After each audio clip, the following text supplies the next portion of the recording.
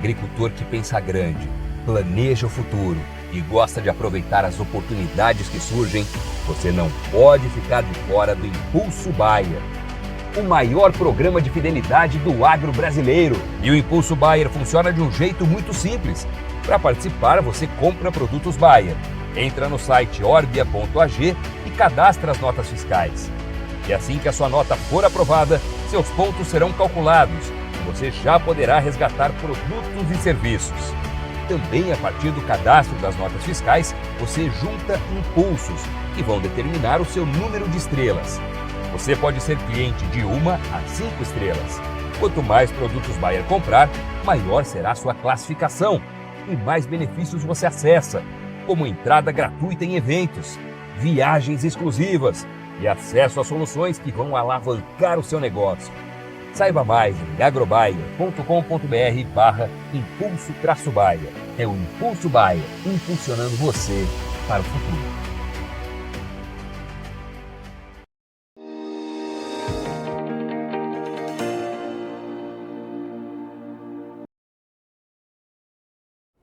Olá, muito boa tarde a você que nos acompanha aqui pelo Notícias Agrícolas. Está começando mais um boletim olhando para o mercado do boi. Um mercado que aos pouquinhos vem ganhando um pouco mais de consistência, um pouco mais de força. Ainda não conseguimos romper a barreira aí dos R$240. Estou falando da referência em São Paulo, mas parece que as condições já são mais favoráveis para que isso aconteça e que a gente possa buscar aí novos patamares de preços ainda ao longo aí desse mês de novembro. Vamos entender por quê, e quem nos ajuda nesse entendimento é o meu amigo Fernando Henrique Iglesias, lá da Safras e Mercado. Está aqui com a gente já no vídeo. Bem-vindo, viu, Fernando? Obrigado por nos ajudar a entender um pouquinho mais do mercado. Ajuda a gente a entender que fatores são esses que estão dando esse, digamos, suporte aí para os preços e até um pouquinho de ânimo aí com a possibilidade de novas altas, Fernando. É isso mesmo? Bom dia a todos que nos acompanham aqui no Notícias Agrícolas. É um prazer estar aqui em mais uma oportunidade. E é exatamente isso, nós temos um mercado com mais propensão à alta agora, no curto prazo. Demanda chegando ao seu auge, a carne bovina reagindo no atacado. Então, tudo isso são aspectos importantes que oferecem aí essa tendência de recuperação dos preços. Fora que a oferta deu uma enxugada agora, no decorrer dos últimos dias, e isso vai fazendo com que as escalas de abate encurtem. Então, nós temos boas condições para que o mercado do boi gordo apresente mais capacidade para a alta dos preços da arroba. Mas o que a gente não pode esperar, né, são altas muito agressivas. Bom, vamos entender os motivos aí. Você citou rapidamente alguns motivos. Quando você fala período de boa demanda, é uma expectativa ou isso já está acontecendo na prática, Fernando? Já está acontecendo na prática. Esse mês de novembro é um mês de recuperação dos preços do atacado. Pelo que nós apuramos aqui em relação a preços da carne bovina em São Paulo, o boi casado está valendo aí em torno de R$ 15,80. Começamos o mês a R$15, então tivemos uma alta aí de 80 centavos nesse período de 15 dias, com perspectiva de novos reajustes. Isso é um sintoma que a demanda realmente está aquecida e esse período do ano é muito favorável a isso. O que eu estava comentando aqui, antes de nós entrarmos no ar, é que basicamente nessa época do ano, quando chega na segunda quinzena do mês de novembro, o mercado não desaquece, porque é quando a população começa a receber o 13º salário. Tem uma grande entrada de dinheiro na economia nessa época do ano e acaba motivando o consumo. Isso não só para o setor carnes, acaba influenciando a demanda de vários outros produtos, como nós estamos acostumados a ver nessa época de cada ano, né? Segunda quinzena de novembro, com o pagamento do 13º salário, é quando o auge, quando o consumo aí acontece de maior volume, maior proporção para vários e vários produtos. Então, é uma época muito boa para a indústria, para o setor carnes, oferece uma perspectiva bastante favorável em relação a esse consumo. Agora, essa reação do atacado, ela já começou? Como é que está sendo ela? E, enfim, que mudanças são essas, Fernando?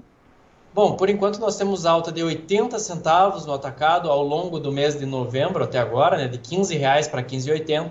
Então tivemos uma alta interessante nesse período, com perspectiva de continuidade, isso considerando São Paulo.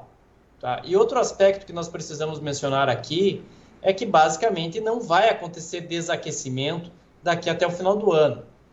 Nós temos, além da entrada do 13º salário, precisamos pontuar aqui também que a criação de postos temporários de emprego, tem outras bonificações, é quando as empresas fazem aquelas confraternizações no final do ano, levam os funcionários para a churrascaria. Então, tudo isso motiva o consumo. E também vamos colocar um pouquinho do que é o padrão de consumo para essa época do ano. A população, no geral, vai procurar cortes de maior valor agregado, tipicamente ligados ao traseiro bovino. É alcatra, picanha, filé mignon. Então, esses cortes agora estão sendo bastante demandados, que é bastante tradicional para esse período do ano. Então, em função disso, por conta disso que nós estamos monitorando, estamos acompanhando esse processo de recuperação dos preços da carne no atacado e também vai acontecendo no varejo. Muito bem. Agora, Fernando, enquanto a gente tem essa questão da demanda um pouco mais aquecida, né, e tentando enxugar a oferta existente no mercado, por outro lado, você citou também a oferta que já não é daquela pujança toda. Ainda assim é uma oferta boa, mas que se tem demanda, ela acaba sendo enxugada aí. Não vai ter animal de pasto pronto para ajudar nessa oferta nesse final de mês, né? Nesse final de ano, né? Exatamente. Para contextualizar, para quem está nos acompanhando, para quem não atua no centro-norte do Brasil, o regime pluviométrico agora ele está muito irregular. As chuvas acontecem de maneira muito esparsa na região centro-norte do Brasil. Nós estamos acompanhando o que está acontecendo no Mato Grosso, no Tocantins, no Pará, Rondônia, diversos estados que são importantes para a pecuária de corte brasileira, que vem convivendo com chuvas muito irregulares. O pasto precisa de um tempo para se recuperar, para se recompor, para o animal voltar a ganhar peso. Então, basicamente, nós vamos ter animais terminados a pasto apenas no primeiro trimestre de 2024. Temos uma mudança de fenômeno climático, nós saímos de Laninha, mudamos para El Niño, né? E é um El Niño bastante errático. É um El Niño que está sendo bastante complicado, chuvas bastante expressivas no sul do Brasil, mas na região centro-norte o cenário é bem mais complexo, é bem mais complicado. Então, em função disso, essas chuvas ali muito irregulares, nós não conseguimos vislumbrar uma recuperação das pastagens e isso vai impossibilitar que haja oferta, pelo menos contundente, né, em boa proporção, de animais terminados a pasto nesse final de ano. Para atender toda essa demanda doméstica aquecida que nós temos hoje, vai depender da oferta de animais confinados.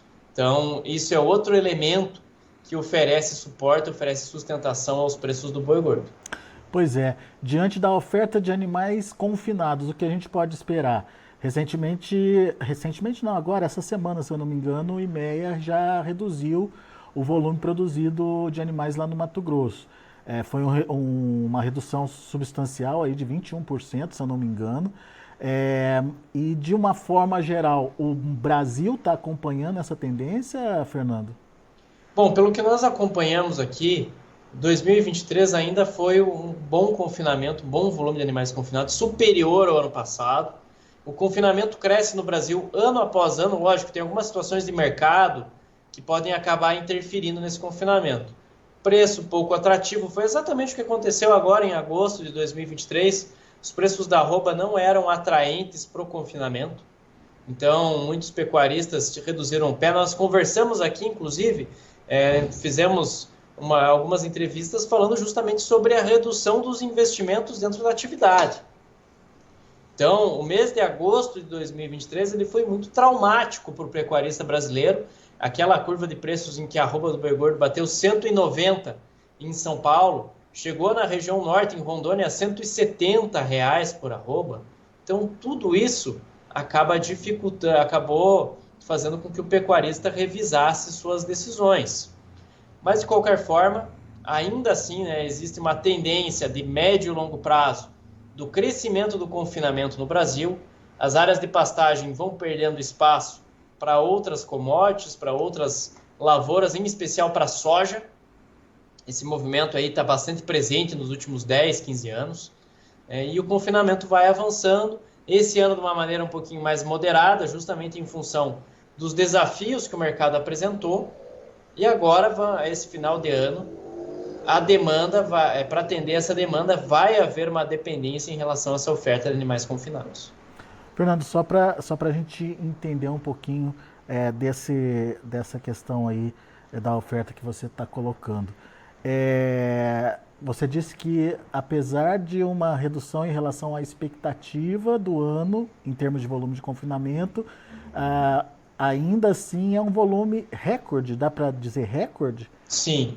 Esse ano o Brasil confinou mais de 7 milhões de bovinos. Tivemos um excelente número de confinamento, apesar dos desafios do mercado, né, que não foram poucos. A gente sabe muito bem disso. E, de qualquer forma, a lição que fica, mais uma vez, é importante nós pontuarmos isso, da importância da utilização das ferramentas de proteção no dia a dia do mercado. Tá, hoje em dia, com todo o investimento que foi feito dentro da atividade pecuária, nós sempre batemos nessa tecla, é muito importante você fazer uma estratégia aderente de proteção, buscar as ferramentas adequadas, tudo isso é fundamental. Tá? Olhando aqui para o número de confinamento, ele vai ficar entre 6,9 e 7 milhões de cabeças. Ano passado aí foi 6,78, 6,79 milhões de cabeças. Então é um crescimento um pouco mais tímido nessa temporada, quando nós comparamos ao ano passado. Ano passado, por exemplo, o confinamento cresceu quase 300 mil cabeças entre 2021 e 2022.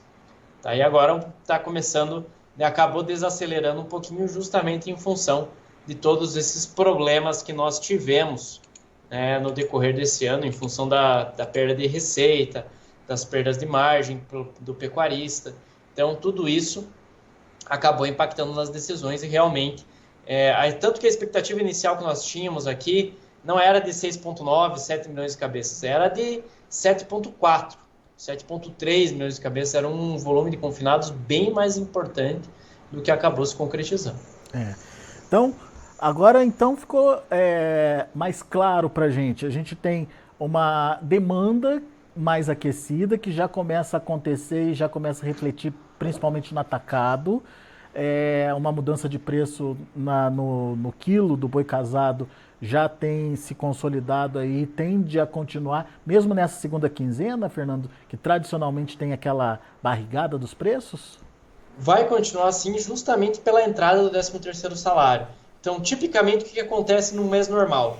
Abrimos a primeira quinzena com a entrada da massa salarial, isso vai estimular a demanda, vai estimular a reposição, os preços sobem. Para a segunda quinzena, o mercado esfria, porque essa entrada da massa salarial perde força. Novembro e dezembro isso não acontece, porque nós temos o pagamento da primeira parcela do 13º salário, justamente acontecendo agora, no final do mês. Entre o dia 20 de novembro e 30 de novembro é quando acontece essa incidência do 13º salário. Então, a economia se mantém aquecida nesse período.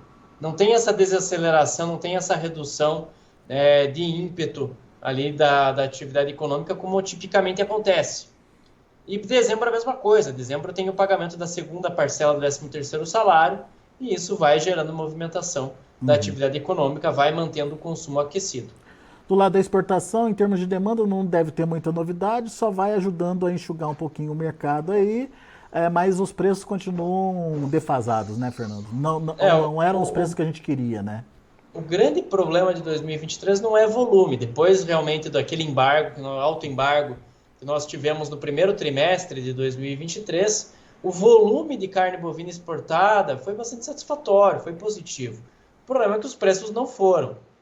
Nós saímos num horizonte de preço no ano passado que era mais ou menos, chegou a bater $7.500, tivemos alguns contratos bastante pontuais a $8.000 a tonelada, para uma média aí de 4.500.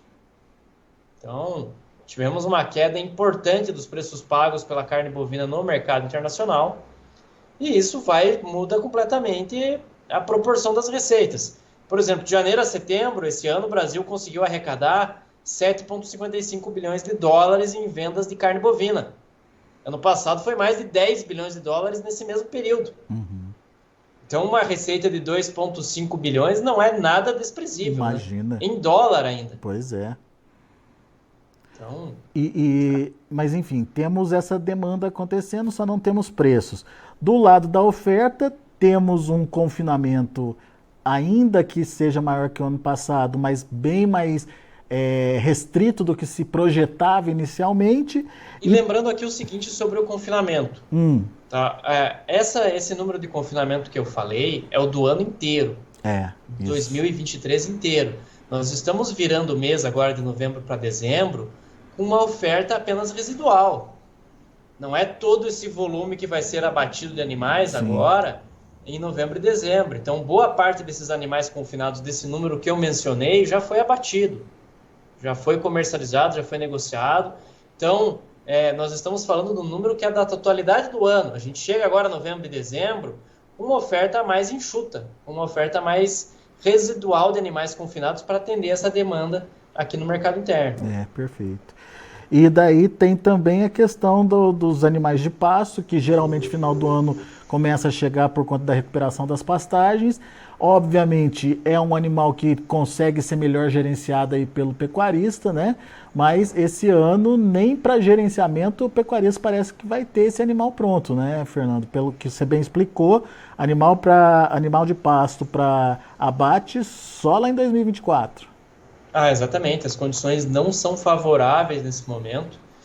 Basta todo mundo estar acompanhando o que está acontecendo em relação ao complexo soja, as dificuldades que nós temos hoje em vários estados brasileiros, a exemplo do Mato Grosso. Então, o cenário é bastante desafiador realmente, também para o pecuarista que precisa fazer as suas estratégias ali em relação ao gerenciamento da sua pastagem. Então, esses mesmos desafios que afetam uma série de commodities aqui no Brasil também afetam a nossa bovinocultura de corte, também afetam a pecuária de corte. É natural que aconteça isso, natural que seja assim. Agora, vamos acompanhar, vamos monitorar o regime pluviométrico. É muito importante que chova nas próximas semanas, para esse pasto se recuperar e nós conseguirmos realmente avançar aí no primeiro trimestre de 2024 com um volume de animais ofertados ali, mas com um pecuarista com essa capacidade de cadenciar o ritmo das negociações. Boa. Bom, e, portanto, esses fatores justificando aí uma mudança de patamar de preços. Hoje a gente está falando de 235 a 240 em São Paulo. Podemos ver na virada do mês chegar a que patamar, Fernando? Existe possibilidade do mercado paulista atingir R$250 por arroba, existe essa possibilidade. Esse, na verdade, quando nós conversamos com os pecuaristas, é o número que eles estão almejando em São Paulo, né? Eles querem o 250. É o número que parece ali o interessante para o pecuarista. É um horizonte possível de preços diante da combinação de fatores que nós temos hoje. Só não dá para imaginar altas muito mais agressivas do que isso. Realmente precisaria de um fato novo para justificar um movimento mais contundente em relação a preço. Não vamos ver movimentos explosivos como nós vimos lá em 2020, como nós vimos em outros anos, justamente porque ainda que seja um ano fechamos o ano com boa demanda, ainda é um ano que houve muita oferta de animais terminados aqui no Brasil. O crescimento do abate é bastante importante. Para se ter ideia, quando a gente olha em oferta de carne bovina, em outubro teve um crescimento de 18% quando nós comparamos ao ano passado. Então, é um ano ainda de ciclo pecuário em que há um grande volume de animais disponibilizados para o abate. Muito bom. Fernando Henrique Iglesias, meu amigo, obrigado mais uma vez pela participação conosco aqui no Notícias Agrícolas. Sempre bom te ouvir, volte sempre. Bom, é sempre um prazer participar aqui no Notícias Agrícolas. Contem comigo em mais oportunidades. E a equipe de Safras e Mercado está à disposição de todos que estão aqui acompanhando Notícias Agrícolas. Basta acessar aí o nosso site, safras.com.br. Sintam-se à vontade. Somos parceiros do Notícias Agrícolas.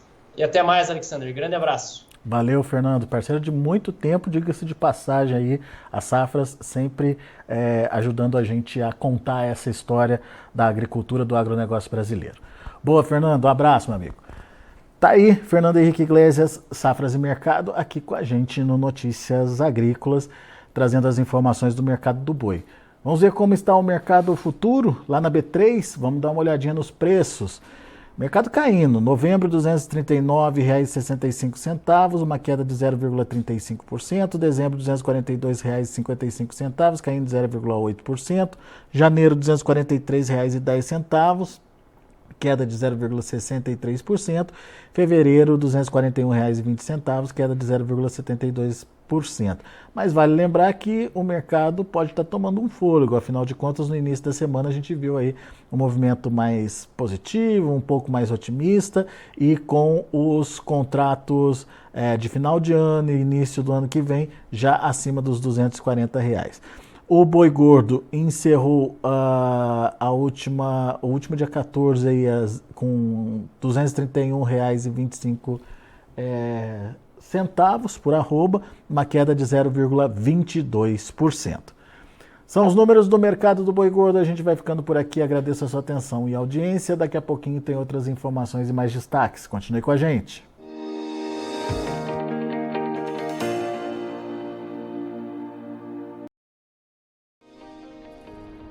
Se inscreva em nossas mídias sociais, no Facebook Notícias Agrícolas, no Instagram @Notícias Agrícolas e no nosso Twitter @Notiagre. E para não perder nenhum vídeo, não se esqueça de nos acompanhar no YouTube e na Twitch, Notícias Agrícolas Oficial.